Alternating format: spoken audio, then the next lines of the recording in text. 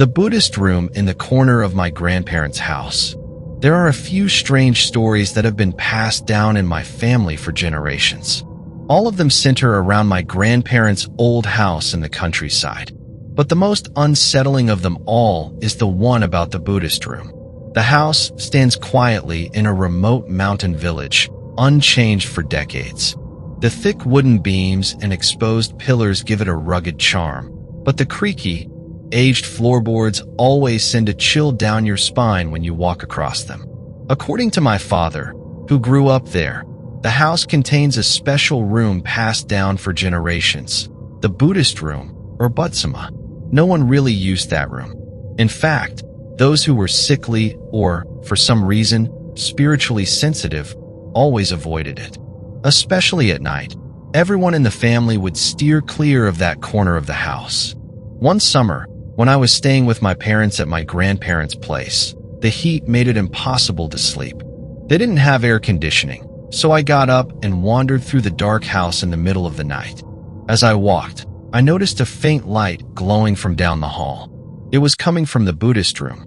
The sliding door, which was always kept shut, was slightly ajar.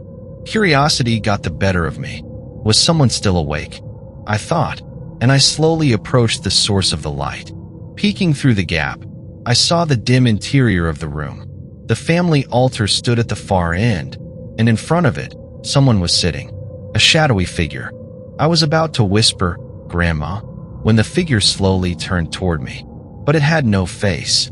There was only a vague outline. No eyes, no mouth, no nose. Nothing. My chest tightened as a wave of dread washed over me. I wanted to run, but my legs wouldn't move. Frozen in place, I watched as the faceless shadow stood up and began walking toward me. Just then, I heard my grandfather's voice behind me. "What are you doing here? I told you never to go near that room." I turned to see him standing behind me, his expression stern and serious. Snapping out of my trance, I clung to him in sheer terror. The next day, I couldn't shake the feeling and begged my grandfather to tell me what that room really was. After a moment of silence, he finally said, "That room houses the spirits of our ancestors. But sometimes, other things find their way in, too." Even now, years later, I still visit that house from time to time. But I've never gone near that room again.